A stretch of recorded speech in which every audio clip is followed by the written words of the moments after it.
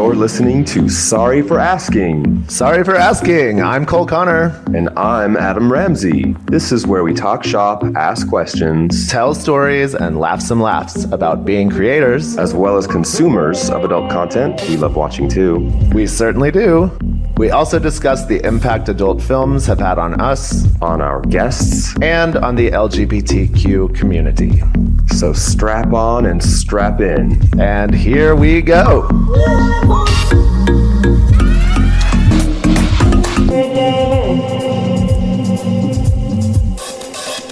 Yeehaw, yeehaw. Hello, hello. Hello, everybody. Welcome to Sorry for Asking. I'm Cole Connor. And I'm Adam Ramzi. Welcome. Welcome. How How's are it you? going? I'm good. Happy hump day. Oh my God. Yeah. It is hump day. It is hump day. Are you How going to be you doing doing? some humping today? I sure hope so.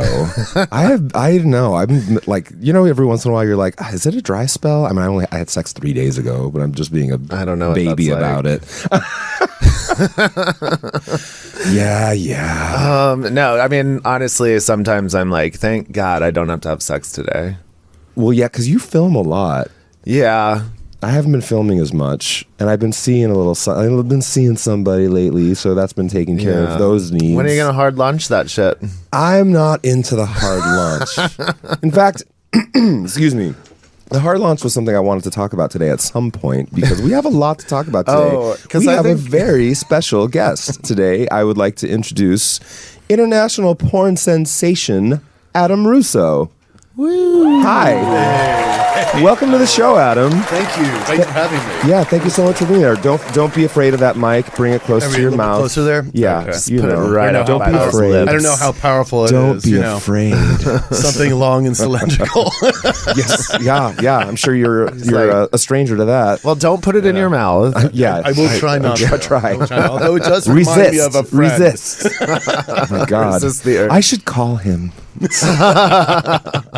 Welcome to the show. How you doing today? I'm good. Feeling great. Just very energetic. Birthday's coming up. Yeah, I was actually going to mention that. Yeah. We are in Leo season right now, which means we're in the thick of almost your birthday. Yes. Do you have any big plans? I'm like, no. Last year I was in Barcelona and Cannes, and this year because we're getting the reality show up and whatnot, I was like, I don't think I should be gone for 2 weeks in Europe or something. So, Understandable. staying home, and then maybe September go out for a trip. Okay, cool. Yeah, we're gonna get into the reality show, but I explained to you a little earlier what we do on this show, so we're gonna get started. I have so many questions. What do you want to know? I've known you a long time. Have you guys known each other a long time? I've known you a really long time because he used to come.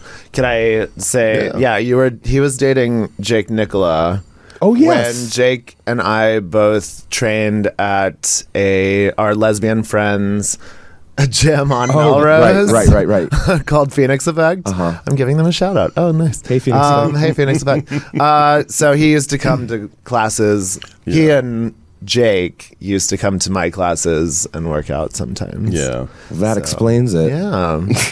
And I always wanted to have a three-way with them, and I always felt like Jake was like not into me at all. Oh. Surprising. But I knew this have one a feeling. was. I mean, sometimes with younger elder relationships, the younger just they get a little they hold on tight. They're like, that's my daddy. Yeah. No touchy. Maybe. No hot young boy coming in and taking attention from my daddy away. Maybe that was it. I don't know if that's accurate. I just thought he wasn't really like that receptive to me, but maybe Cole, we made it up for him. yeah, we've shot made it up. and I have since hooked up with Jake Nicola a number of times in the last 4 years or whatever. We've filmed. I don't think we have filmed off or done stuff off camera. And Adam, you can confirm or deny if I clocked that dynamic correctly or not, but you don't have to. I feel like that's a thing that happens a lot in these relationships, maybe. Well, yeah. Let's just leave that. Okay, so we'll go ahead and leave Really that. don't Sure. want here to discuss that one. All right. Okay. Fair enough. Well, let's get into a little bit of your background. First of all, tell us where you're from, Okay. where you grew up. Bryn Mawr, Pennsylvania, outside of Philadelphia, is where I grew up. Okay. And I am the oldest of 7. Wow. My parents divorced. My father got remarried. Well, both of them got remarried. My father had 4 more kids. Oh, boy. And the funny thing is, both of them dated much younger. My mother, 10 years younger, right, than her. Very funny thing is too, it's like I already knew I was gay at that point, but and I'm gonna have to say this, and if he ever hears this, I mean this in the best of ways, but he was what you would call typical white trash. That look, very Sure. like beautiful body, never worked out. Abs. And I'm like just going, okay, and again, it would. This is your step. It would, yes, my stepfather. Okay, this would have been a perfect thing for a porn. Yeah. Yes, we've done that. We've seen this scene. We know. I've been in this sounds scene. very familiar. This is one that I would have I would have. Yeah, I would have. But and then my father remarried again, and then someone only 3 years older than I. Wow. Yeah. Good for him. Good for him. All right. Apparently that older dynamic you were talking about is kind of... It runs in the family. The daddy dynamic. First of all, I mean, we can edit this out, but can we say your age? Is that crass? Yeah, no. Okay. It's fine. I'm actually very, happy and fine for it. I can't change it anyway. So I was born in 1967. Yes, I'm Generation X. Okay, and, cool. I'll be 57 this August. Wow. Props. 57. That's amazing. Yeah, that the people still like to see my content. Totally. Yeah. I mean, daddies are very in vogue right now. I feel like, did you, when you, I mean, we're going to jump all around, but did you feel like when you were starting out as a young gay man that was the case, that people prized elder gentlemen the way they do today? No. Okay. And you know what? I say they didn't, but we don't know a lot of it because, of course, we had so many people die of AIDS. So there was a kind of a generation that sort of fell out, if you know what I mean. Yeah. Yeah. So it's hard to say, would that have been different if that didn't happen? Right. Yeah, so a little difficult, but no, it was not. And especially with the HIV crisis, and then it was even more so bringing it to younger. If you look back at the time, before that, hairy was in. People loved hairy bodies. It was all natural. And I never put this together. Yeah, Wow. and then you had all clean shaven, and it wasn't just in the gay community. It was everywhere. Anything that the gays touched, which usually was design and modeling arts and all that. You look at it, all of it was clean shaven. I mean, it was trying to look back to this very youthful time. I think we talked about that. We've talked about that, but I don't think I put the two together that it might have had a cause and effect because of the crisis. But you've seen vintage gay porn with hairy guys. Right. The Al Parkers and Yeah. Folks look up Al Parker. The most beautiful. he was one of my favorites. Of course. So sexy. He's still one of my favorites. So, what was your first introduction to porn? What did you first see? Or what did you gravitate to as far as when you realized you could watch things of other people having sex? It was funny because I think I ran into one of my father's magazines at one time. And they also had a what do you call it? It was a Kama Sutra kind of book. Also, I remember. I don't know how I found it in a thing. But then of course, my parents divorced and I was just around 13. So, of course, that's a prime time to really be, taking my dick out and wanking it. Absolutely. So, but the funny thing is, I was wanking way before that. At age 6 or something, I was rubbing myself on my bed, and it felt great. I didn't know what the fuck I was doing; it just felt great, right? Yeah, I was just a horny little boy in the 70s. Yeah. But the problem was, I came at one point. Yeah. And I was really young. Okay. You ejaculated? Yeah. When you were really young? Yeah. How old? I was still living back in Bryn Mawr, and this was, I'm going to say, at most, I might have been 8 years old. Holy shit. Probably 7 How's that possible? I think it can happen. I already had hair on my legs. So I don't know what, but that's just the way it was. Wow.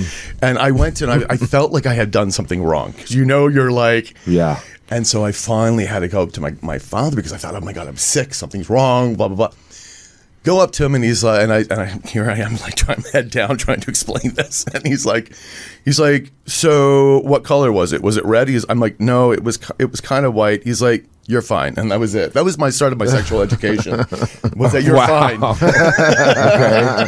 Do you remember what was the impetus or the stimulus that got you to that point, or were you just kind of exploring? No, there was no images or anything of that. There was no sign. It just felt good. Yeah. And I don't even know how I figured that one out. Yeah. Like, it just felt good. When I discovered, again, like the magazines and that brought a whole different dynamic to it. And again, there was no internet, so nobody could just go look up things. I remember being up in Hazleton, Pennsylvania when my parents divorced, and finding there was this away in the old coal mining area, and apparently somebody loved jerking off of there because there were a whole ton of X-rated magazines, straight, but with guys and mixed and thing, and of course they're all stuck together and they've been frozen and wet and everything. And here I am trying to rip them over and take them home, and oh god, it was a thing. But it was at this point too, I had crushes on boys and girls, so I was kind of both. But the men were turning me on more. And I remember cutting out their little pictures and hiding them under a piece of carpet that was on my nightstand so that you couldn't see it. And then I would flip it over and rub off because, again, I wasn't using my hand at the time. So yeah. And I remember saying to myself, I really want to be these guys. I want to be these guys. And then it dawned on me, I think I was 15, and realized I want to look like them, but I also want them. Yeah. Was that realization a difficult one at that time? The funny thing is, it felt okay. It felt right. I knew it was unusual. I knew I was going to proclaim it to the world at that point, but because I was well aware of what gay meant, and it wasn't exactly looked on too favorably. But I kept it to myself. But I was okay with it, actually. I was. When did you actually come out? When I finally came out to my parents. I was 17, maybe 18. I came out just as I was about ready to leave the house, basically. Okay. And what was their reaction? My mom was cool. I got to talk to my mom. We went and had coffee at Denny's. So I said, she's like, you know what's going on. And at that time, HIV/AIDS was hitting the newsstands. Right. And I said, Mom, I'm safe. Of course, at that point, I did have 2 sexual encounters, but not intercourse. And she said, okay. And then we just started talking about each other's boyfriends. And that was it. Well, Wow, and it's a progressive mom for the mid-'80s. Yeah. My mom, very much. I'm very, very lucky about that, because she was always like, I knew you were different because you were always an artist, which I have been. I've always been in the arts and design. And so I always was a bit of a different child to begin with. But it was fine. And then she told my stepfather, and I was having breakfast in that morning, the next morning, and he comes down. He said, oh, yeah, one of my friends is gay. And then we had breakfast. That was it. That was the extent of everything. So did you leave the house ready to experience life as a young gay adult, or was it something you still had to kind of come into? No, I was ready. I had already had 2... Okay, I was a real whore at 15 years old. I was waiting Daisy Dukes in a tank top out on the corner of my own street. I need and nothing has changed. And nothing has changed. There you go. My avocation, my vocation became one and the same. So I was literally out there on the street corner. So where did you go when you left the house? I went back to my father's place. I stayed with him for a while because I was going to college at Temple University in Philadelphia. And I had them really confused because I was bringing boys and girls home. They didn't really know what the fuck was going on. And then they found my stash of porn. Well, that kind of ended that. My father wasn't exactly happy with it, nor was my stepmother. They've come around to it since then, because my sister's also gay, and so is my other younger brother. So, wow. Tends to be on my father's side of the family, by the way. Okay, all right. So, yeah. So it's yeah, they didn't really care for that, and that's when I moved out, and I was still maybe 19 years old, and that experience was interesting. I as a young gay man, I stopped going to college because I was I wanted to be an artist, and instead of going to Temple Art, I just went to Temple because I was not going to be a starving artist. I love the universe because it always brings it back to you anyway. So I'm there in college. I'm going, what the fuck am I here for? To learn philosophy? I'm a little confused. So I just dropped out, and I did wind up going back to college again down in Miami when I was ready for fashion. But yeah, ready for fashion? What do you mean? I did fashion design. That's what I went back to school for. down in Miami, and that was, at that time, then I was ready to go. But that was several years. I was not going to college at all. I had to find a sugar daddy in Philadelphia, because I went back to Philadelphia, and that was my first and last sugar daddy. And we still talk to this day. Nice. How many places have you lived since Philadelphia? Oh my God. Okay. Philadelphia, New York, Miami, Kansas City, Tucson, Los Angeles, and of course San Francisco. What's your favorite place? Right now where I'm at, and the thing is, like, I loved New York when I did it. I visit. I can't imagine myself living in New York again unless I own a multi-million-dollar apartment. But other than that, it's just, I'm like not done with LA, and eventually I also have my Italian passport, so maybe eventually living in Europe will be the next step when it's time. But it's not time yet. Yeah. So, yeah. Okay. So what got you started into porn? Oh, boy. How old were you? What was the first thing? Because it wasn't OnlyFans. No, there was no OnlyFans. Because I was a young designer in New York, and I was, working as a young designer. You don't make much money, and New York's expensive. It was then, it still is. It doesn't matter. And so I was also bartending, and so I had people coming up to me. This is a long time ago. Oh, would you like to do adult entertainment? I'm a manager, and I'm thinking to myself, I'm going to be a famous designer. Like, that couldn't possibly. That does not compute. Right. That's not going to compute. It was Howard. Thank God, no, it wasn't. But and I saw, I was like, that was already kind of people asking. I went on my design path and whatnot. It wasn't until I got to San Francisco that I started opening up more sexually. I had an open relationship, started interested, with more sex in general, because I hate to say it, but the HIV crisis had a real negative effect on my sexual. What I did sexually for a long time. It would. I mean, thankfully, I guess. How do you mean exactly, if you don't mind? I didn't do anal. Okay. All right. Didn't do anal. I mean, I was very reserved. I mean, you wouldn't find me. I guess I have been to bathhouse, but I would very guarded in so many respects of that. Yeah. Very much in more committed relationships. So it did change that, and I'm actually kind of thankful for that, because I probably wouldn't be here today. Sure. Probably. Because my sexual appetite is kind of high. So do you feel like you had kind of a delayed blossoming in that regard? Yeah, I mean, don't get me wrong, I jerked off a hell of a lot. I'm sure you did. But and still managed to accomplish the things that I did. But anyway, so it wasn't until I got back to we were in San Francisco, and I was working as a bartender there at the Edge Bar, and then I was also a fine artist, represented a gallery, which was great, but I'm not selling my stuff for $100,000 a pop. Yeah. So, you still have to work on it. And then the economy took a switch and everything else, and like people were leaving jobs that I had before, like interior design, product design, all that. And I'm like, oh shit, what the fuck am I going to do? So it came to me, maybe escorting would be the answer. And I kind of floated this idea through my friends and my partner at the time. And they were like kind of joked it off, and I laughed, and then finally went to my partner and said, listen, I think I can do this. And he was like, fine. Because we really weren't having sex to begin with. Like, it was just whatever. We were together for 13 years. And so I went, so I went and I put an ad out, and the first guy that hired me was in San Francisco, and sat me down, we had a glass of wine, we chit-chatted really, took me back to the bedroom, gave me a full back and front massage, and got to my front, sucked me off, and gave me money. And I was like, ooh, I almost feel like I owe you money. Okay. So as soon as I got back to my car, I literally got somebody else contacting me, wanting to see me. Yeah. Now, it was very close, so I drove over. It was a little motel. It was a black guy, a little bit heavier guy, and he was like, all excited to see me. Now, I was not Adam Russo at this time. Nobody knew who the fuck I was. Right. And he was so excited, and he was so excited that he wound up coming very soon and even gave me more money than the other guy did. Wow. So I was coming out with pretty good amount of cash. Where did you put? You're like, I'm killing it here. I can do this. Where'd you initially put the ad?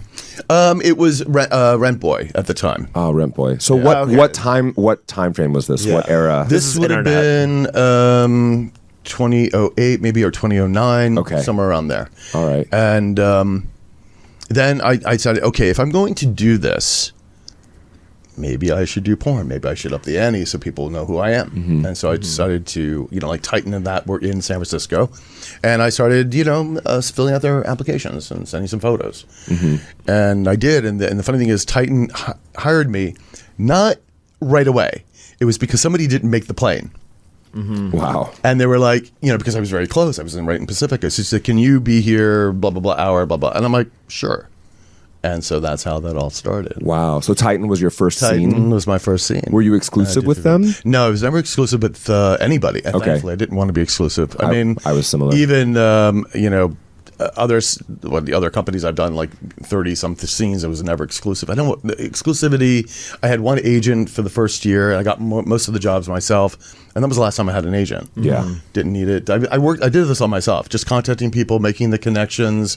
When I was traveling all over the world, to say, hey, I'm coming to your city. Do you want to film? Yeah. I'm here, so they don't have to pay the expense. Right. But it was money for me and PR. Of course. Always about the PR. Yes. Because that was the way to get my name out there.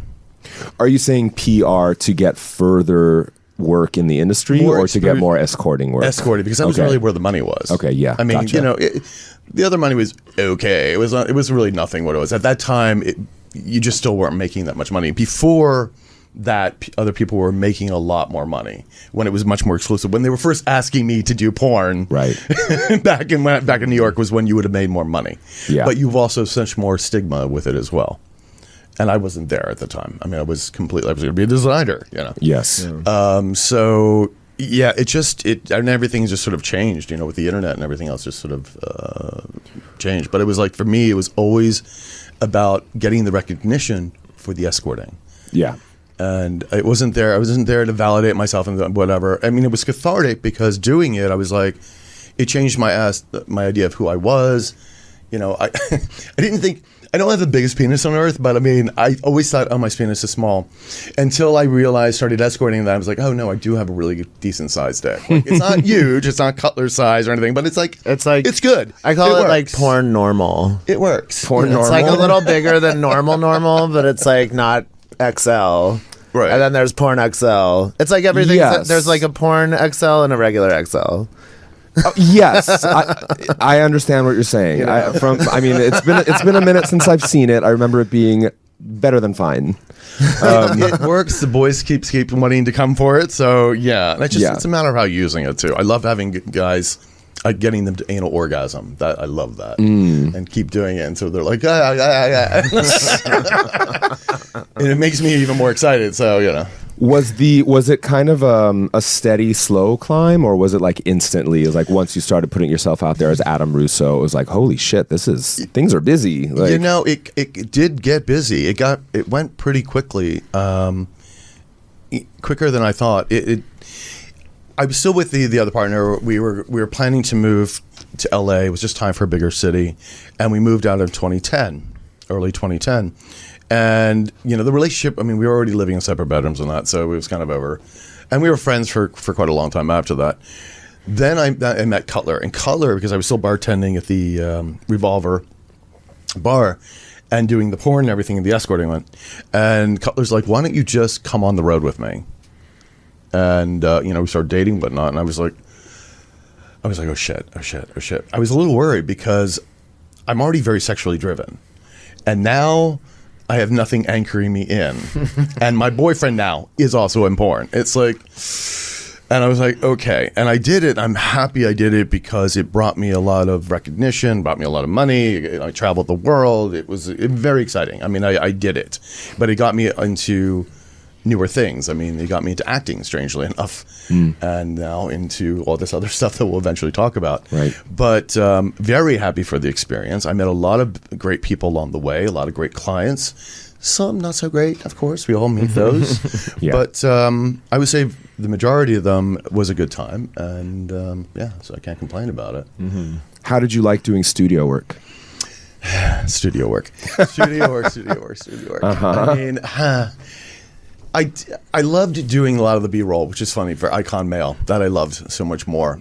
The sex, because it was so staged, and thankfully Icon Male, you can roll around more. They had the two cameras, following you. Sort of same thing as Treasure Island was doing. So this way you weren't stagnant. Like when I was working for Titan, and that you have to fucking that position for 5 minutes, and you're your knees and it just was uncomfortable. It was unrealistic. And you're really acting at that point because you're just in a really uncomfortable position. Yeah. And you're trying to make this seem like it's the hottest thing. And don't get me wrong, some of the guys were really hot and lovely and wonderful, and others, even though they're very sexy, there's no chemistry at all. Yes. And that happens all through all of this. Right. So the days are longer. The stop and go, the photographs of this or that. I did it. I did my shit. You know what I mean? Do I want to do it now? No. I mean, I still have calls, people asking me to do, and I'm like, no. You haven't done studio in a while. No, I don't want to either because it's just not worth the money. It's not worth it. They want you to do this and that. I'm like, what's the time and how much am I getting paid? Because I'm all about that, honey. I'm like, Well, plus, if you're talking about PR and exposure, you've kind of done it already. Done it. You're, It's already as far as there. I'm concerned, you're like an institution at this point. Right? Like when we talk about daddy porn stars. I mean, I'm sorry. Is that word crass to you, or do you like as it? long as you don't call me grandpa, I think we're fine. Oh my God. Okay, I'll be sure not to do that myself. But like, yeah, like, you have a lot of. I mean, I wrote down a few of them. Like, the ones that we kind of think of offhand. Like, I think of like Dallas Steele. I think of Rocco Steele. Yeah. I think of Dirk Kaber. These are the ones who I feel like had like longevity in the industry. But you've outlasted them all, in my opinion. You're still going. I'm not even sure why. Well, I think I know a little bit of that, and it's not my looks or what I think. That's whatever. It helps though. It helps. I mean, there's got to be something in the package. I get it, but it's. I think it's my energy, and I know it's more my energy because now going through my whole awakening and everything else, it's more about my energy. And I used to go to the bars by myself quite a bit because I used to love that. I go out to restaurants and everything. I don't care for shit, but I would meet people all the time, and then we start telling me their entire life story. And I think the first initial attraction may be the looks and whatnot, but then they just start. You're a good listener. Just start talking, but it's also giving advice. And so I didn't realize this then, but now I do, and why? So it is part of the energy that is also portrayed. When I was also doing and playing and filming sex, I enjoy it. I enjoy sex, and I think that also reads for a lot of people as well. And maybe I'm not the best looking guy, but I think a lot of people can put themselves in my place because of that.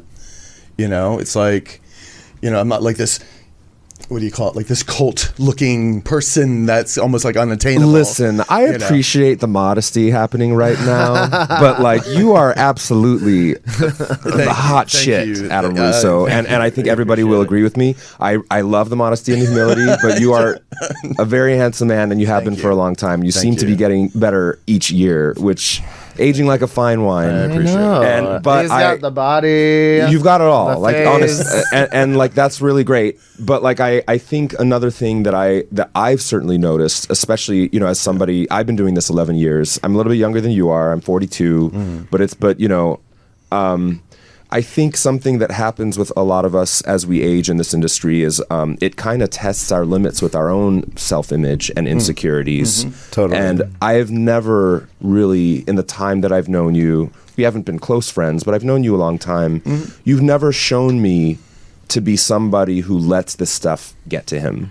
Like, I can't imagine you really take rejection poorly, right? You're never going to be everybody's everything. It's just never going to happen. You could be Brad Pitt, and some people are just not. It's not really my thing. I mean, But have you seen this happen with other fellow performers? I certainly have. I've seen guys really take it hard as they get older, and like the calls start coming a little less, and Or like when someone hasn't responded to them Oh my on God. like Twitter, on X, Oof. and they're like, oh, that person hasn't responded to me. yeah, not good. Yeah, they don't take it well. I do that. I respond to people like other boys on, Twitter and that. And sometimes they respond, sometimes they don't. And it's like, I'm fine with that. It's like I don't really care. You kind of have to be, Yeah. Like, especially what if you're gonna gonna do? last. You're like, Yeah.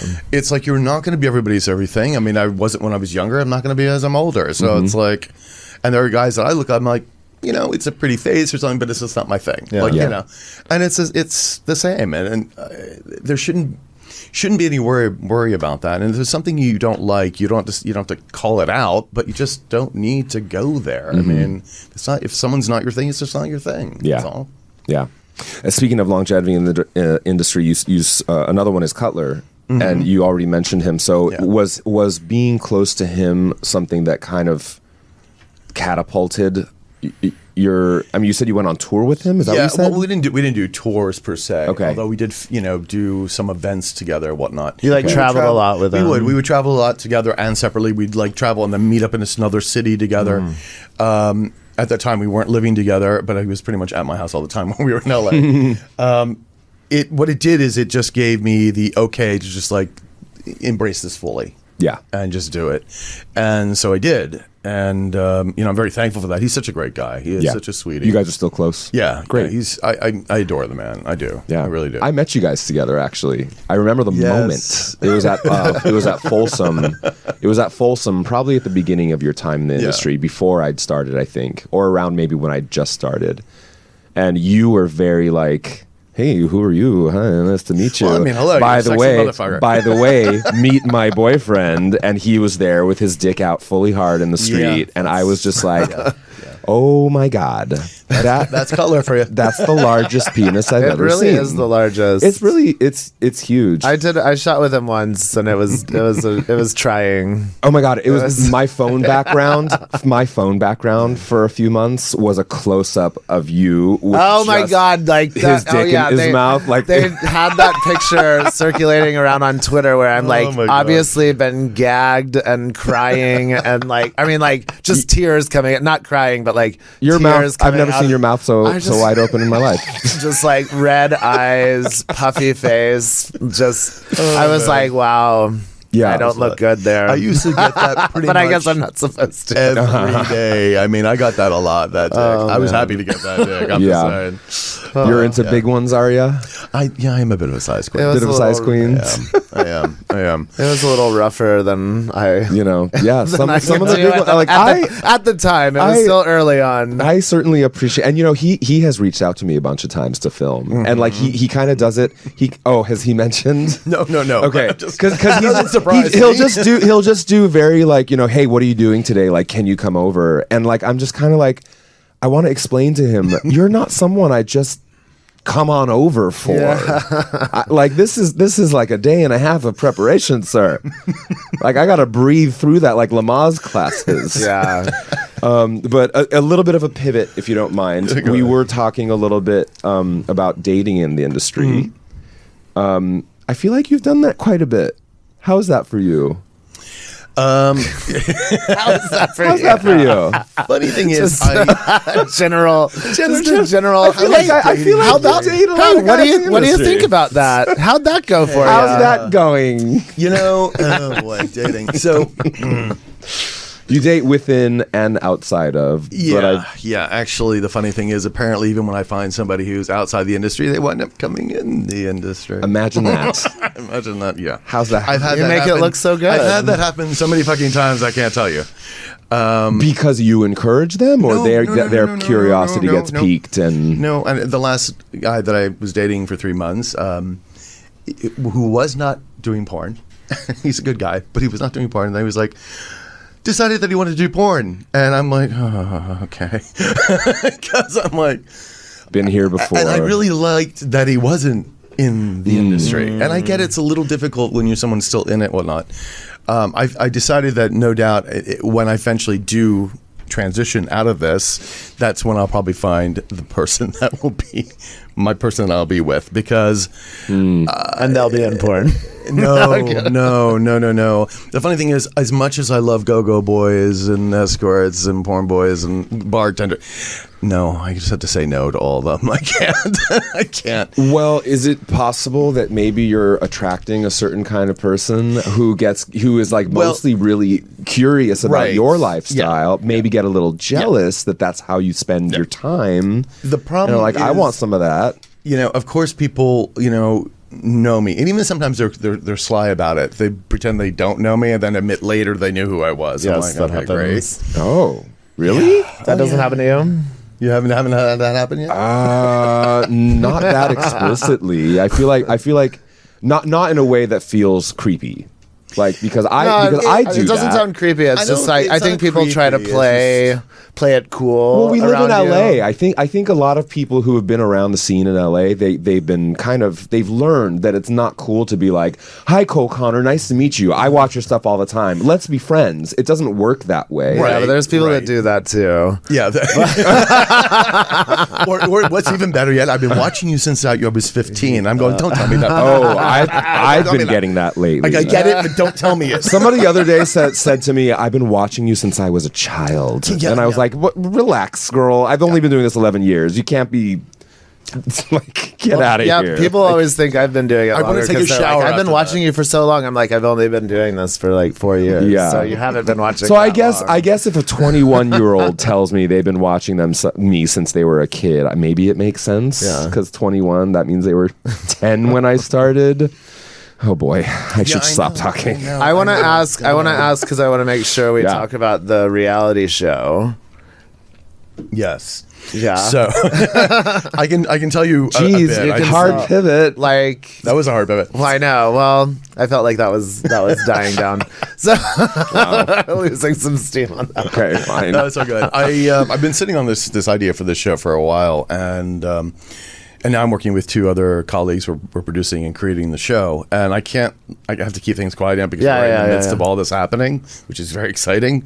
But it is basically helping people heal through different spiritual modalities. Oh, okay. So, and that's the premise of the show. A lot of excitement's going on. A lot of things are going on, and I wish I could talk about it more, but I really can't because I have to keep it quiet until everything falls into place. Oh well, I'm glad I brought that up. Okay, how about Sorry, this? This is how we do. This is how we do but, this. This yeah. is how we do this. Okay, so Adam, sounds like you've been in a place with your spirituality lately. Let's hear about that and tell us about your journey, how you discovered your new place with that, and how it's led to new career directions. I love that. How's that? Is that There you better? go. There's I guess a better segue. Tell us about your spirituality. Well, the funny thing is that the first Dark Night of the Soul, what really rocketed in was a breakup. Wait, the first what? I'm sorry. It was the Dark Night of the Soul. Dark Night of the Soul. Can you tell us and our listeners what that Well, it's going to be a means? little different for every person, every light worker, or whatnot. But it's kind of a trial by fire. It's really questioning everything about yourself, your beliefs, the whole thing, ego deaths. I mean, it's just codependency issues, which you didn't maybe not even know were there. I mean, it's Yeah. like everything is falling apart to rebuild, and it's difficult. It's like one of the worst things I've ever been through, and it's not just me. A lot of other light workers go through it, and it's to reshape everything. It's literally rebuilding everything from the ground up, and it's a difficult process, and it takes time. And I have now I talk people, other light workers off the edge because they're going through a lot of stuff, and sometimes they see a lot of stuff because you see a lot of things in the spirit world and things that most people do not experience, and you're having to talk them off the ledge because it's a difficult process, and you think you're going crazy. So a lot of light workers don't talk about these things because people think they need to be in an asylum, but it's a process that they're going through to become this energy that they need to be, and to do their work here, whichever that may be. And there's going to be a wide variety of what that means to different people. So I came over and did a reading. Like I don't know how long ago that was. It was like maybe a year and a half ago, or maybe probably 2 about years that, I ago. guess, yeah. And it was like I was kind of going through like a dark time, and I think I Right. ran into you, and we were like kind of talking about it because I'd had surgeries and all this Yeah. shit, and like I was just not feeling great anymore. And so like you gave me a reading and you talked about like ego death and stuff. I can't. Maybe I need to come in for another one and redo it. But can do that. I don't know if you remember anything about it, but it was like can do that. a lot of it was over my head. Like just. Well, the thing with the readings and all this is that it there's so much sometimes, especially for a reading too. It could be a lot to take in. Yeah. a lot. It depends on who I'm reading for or whatnot. For our listeners, we're talking about tarot. Yeah, Adam does tarot. So I do tarot readings, and this again, that process happened because going through this dark night of the soul, and I started a lot of meditations and things like that through it. The guy that would do my readings like twice a year, he was basically my therapist getting through this, and it was a difficult process. But the catalyst was that breakup, and I started healing and changing, and the things that I experienced were just fucking phenomenal. I still experience like out of this world stuff. When was this dark night of the soul? Let's see, what are you in, 24 now? So for maybe 7 years ago? 7 years ago. Approximately. Can you explain to our audience what a light worker is? A light worker is someone, now of course, okay, let me back up a little bit to explain. We're in an ascension period right now, age of Aquarius. I think most people understand that. And so what's happening, I wouldn't say that's true. Yeah. I mean, I would think, because I'm, age of Aquarius, I always thought that was something that people knew. There's a song. Give us a Cliff's Notes version. Cliff's Notes version. It basically, it's, again, changing from Pisces to Aquarius. And Pisces was top down. So a lot of lies, deception, going through those like 2,000 years. And now we're in the age of Aquarius, which is more about the people. So it's bottom up. It's about, your own individuality, but also for what's good for the collective. So, which is very important. And about truth, because Aquarius is about truth. And Aquarius is an air sign, so light, ethereal, that kind of thing. So this transition doesn't happen overnight. It happens over a certain amount of time. Sure. And we are now in really the midst of it because the planets started lining up in Aquarius about a couple years ago. Okay. And so now we're really here. And that's why you see, if you look around the world right now and everything's a friggin' mess and everything's like upside down world and things being exposed, there's a reason for that. Gotcha. I always tell people, get your popcorn and watch the shit show. Because this is all this. So is it like this. it's beginning an era of like repair? Yeah, like things will be much better. Don't get me wrong, it's not going to be a utopia. Humans are not ready for utopia. You'll melt down and crack up. No, we like our drama. Yeah, you'll have a little drama, but it will be better. It's in the process of getting things to be better. People have to wake up, though. They have to change their vibration. That's what light workers are here for. Gotcha. To hold the light, to hold the energy of the universe, to also change people's opinion. And it's not like saying knocking on doors, changing people's opinion. It's by living your life a certain way. Yeah. It's by the energy you carry. And this can be through anybody from doctors and lawyers, anybody who has that particular light. It doesn't really matter the type of career you have, but you're going to have people, of course, that do astrology and tarot readers and white witches and all that are, of course, going to be on the forefront of all that. But you still have like nurses and average day people that are still carrying that light. So that's kind of why important. That's why there's a lot of people here right now on Earth. So did it take this breakup to kind of help you realize that was your position here? Oh yeah. I was like being a sleeper agent. Like you wake up one day and you realize everything that you thought and who you were and what everything is completely no. Like you're this other being that's supposed to do this work and everything else, and that's like what? And this gave way to your new upcoming project. Yeah. Okay. Yeah. And even for the series, the written series that I'm also have the ideas for, and that's where we're going to be working on that as well. And that is about the light workers and the elites and everything else. It's going to be a great series. But this is part of it. This is the only thing that truly matters. Like, yes, there's going to be, of course, being out in the public, that's part of what I have to do here. And yes, the money will follow and all that. It's really not, because the universe will take care of us. So it's never been an issue. I don't worry about money. It's like the universe always provides. And so it's about doing this job. And getting to this point, I had to go through ego death. Like it's just not there. And thankfully, because you have to let go of so many things to be here. You really have to. I had a master class when I was in Buenos Aires and Rio in March, and it was basically the universe confirming this is a master class. In other words, putting all of my faith in how everything was just going to play out, and having that faith, because it's very difficult to do, is having complete faith. And when you get to this point, and then you just watch things unfold. And if you think something was made for you and you're like, oh, damn, I really wanted that, that wasn't for you. The universe has got something better for you. but you got to let that go. You got to let things go. And that's a lot about this light work and everything else, is letting things go. People, places, emotion, things that no longer serve you. And this is very hard. This is, again, that restructuring of everything, of breaking everything down and building back up. Because if all you can do is like focus on like what you should have gotten or what you thought you deserved, and like that's all you think about. That's all you can like. You're so like trapped in that mindset, and you can't let anything else come to you. Yeah. You know? And don't get me wrong, I'm having a very human experience. I'm here. I'm like, I do feel emotions, which you need. And I always tell people, even through the tarot, it's like, feel the emotions, feel the sadness, feel the anger, feel whatever you need to feel, because you're human. Just don't dwell on it. If you keep dwelling on it for too long, then it becomes a part of your reality, and it starts bringing your energy down. Well, I feel like these lessons are continual. It's continuing, because you're going to keep moving until the last breath. This is the whole point of it. You're here to learn. Yeah. I remember a friend of mine who, really super smart guy, more of a scientific mind, but he was telling me about one of his friends who like does a lot of spiritual learning himself. He was like, "Did you hear about so-and-so?" And I said, What about him? And he goes, "He's enlightened." And I was like, "What? Like that's it? He's done? There's no more?" He's like, "Yeah, he got enlightened." And I was like, "I don't think it works that way." It doesn't quite work that way. But cool. Good for him. Because there's always higher places to go. There's always more to work on.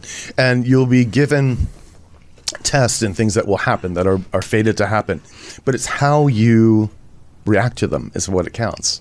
So are you going to smash into a wall, or are you going to hit a speed bump?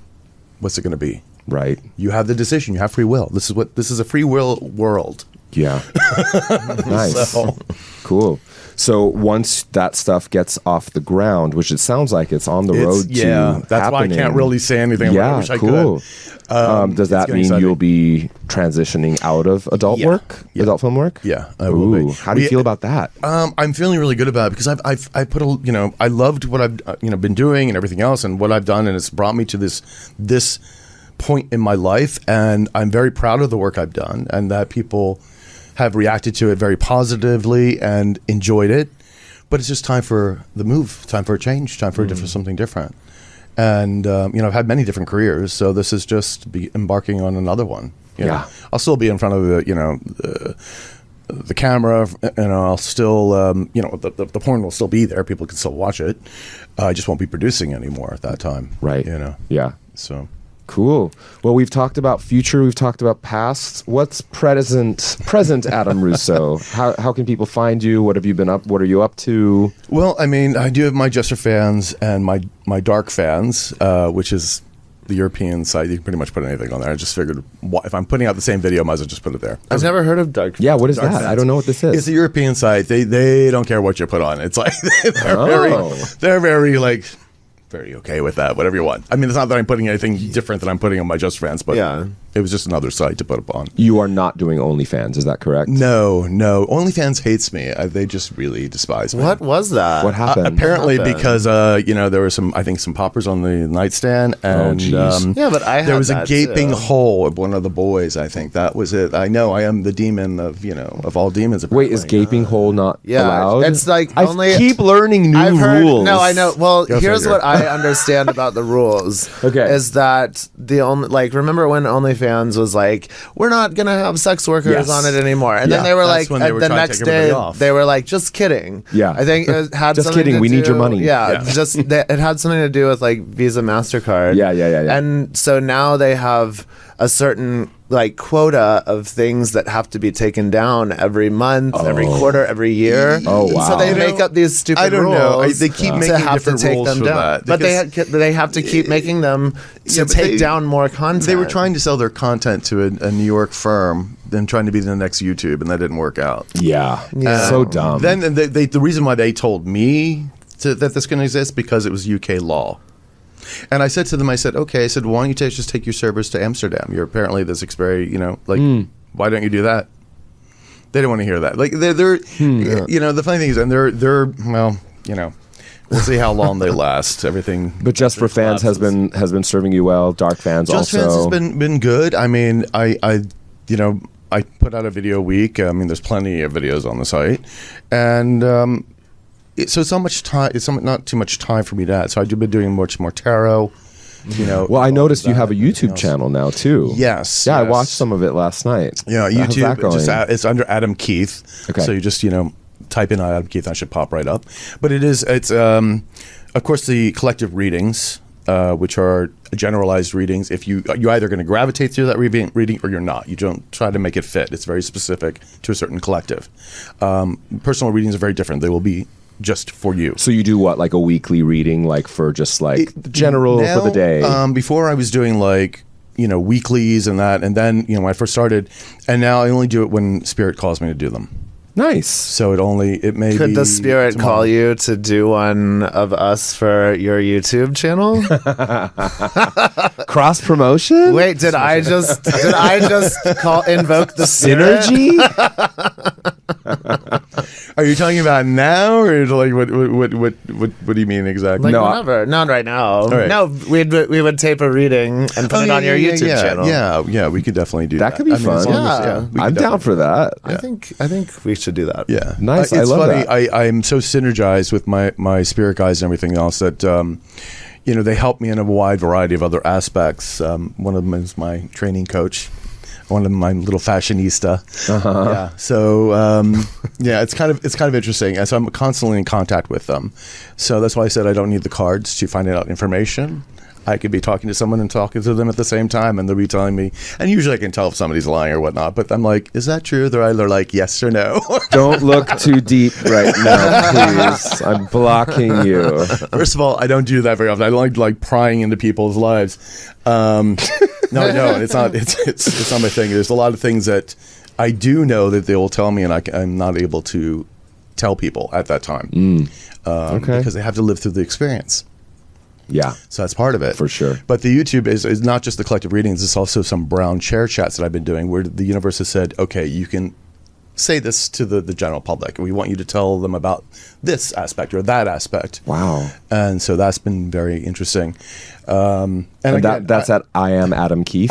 it's that's just go to Twitter and Just then, look up Adam Keith. Twitter, YouTube. Adam Keith. I'll pop right up. Right. That's how I found. That's how I found you. So it works. It's very easy. But those are a little bit. Again, I'm not here to convince anybody of anything. That's not my job. That's why I said we're not here knocking on doors trying to say, hey, Right. We're not doing that. I'm giving you the information. Take it as you will. It's not my job to convince you of anything. You have free will. That's it. But the universe wants me to let you know this. Yeah. And what's going on. So, I asked them a lot of questions of what's going on, politically and socially and everything else. And it's just interesting the answers and everything I get, and also the downloads they give me as well for different informations and whatnot's coming through. Yeah. So it's at this point it's normal for me. Yeah. But when it started, it was like a little weird, I guess, at times. But now it's just. Did you have to hone it a little bit? Yeah, it didn't come off right off the bat when I started going through this. It's like a superpower. Yeah. Progression. Again, for my birthday, they're upping my vibrational level. They're giving me new gifts that are coming in as well, which are going to be very exciting. So cool. You're like spirit daddy. Yeah. Can you be my spirit daddy? Your Daddy. spirit daddy. Yes, absolutely. And this is one of the things too. Is like because on the reality show, because we had to lean into me doing the porn, is that sexuality and spirituality are not mutually exclusive. It's like the Love universe it. doesn't care what you do with another consenting adult. It does not care. It's seen everything. Yeah. So whatever you want to do with a consenting adult, have at it. Yeah. It should only be between the two people or three people, whatever, that are doing it. Yeah. So, yeah. Wow. This has been amazing. Thank you so much for sharing all this stuff Yeah, with us today. absolutely. I don't think I have any more questions. Do you, Cole? No, I just want to get that reading now. I know, right? It's time. Clearly, it's time for us to get a reading. Is there anything you want to say to our listeners? Any way you think people can find you? The best way to find you? You can find me, of course, on Twitter at, Adam Russo XXX, but the Twitter, I'm also on Twitter and Instagram under I am Adam Keith, and those will be where my readings will be, the brown chair chats, more news about, of course, the reality show and those kind of things coming up. So I think that would be about, it. And of course, you want to subscribe to my Just for Fans, please do. Again, that's under Adam Russo XXX. We could always use the cash. I think I'm in there. Probably a needs few to eat. times. Probably needs to eat. Yes, you are. Yes, I'm you in there are. once. Yes. I want another one. Yes, please. Damn I'd it. love to. Please, before I cut it off. Yes, deal. Sounds good. And thank you so much for joining us today. We'll see you at Hot Dog soon. I love that you come so much. Thank you for that, by the way. Yeah. It's always lovely seeing your face there. Well, thank you. And that's it for me. Thanks for coming on. Yeah, Thank you. I'm Adam Ramzi, And I'm Cole Connor. and this has been Sorry for Asking. Bye now. Thanks, you guys. This has been Sorry for Asking. Be sure to like, comment, and subscribe. And until next time, stay sexy.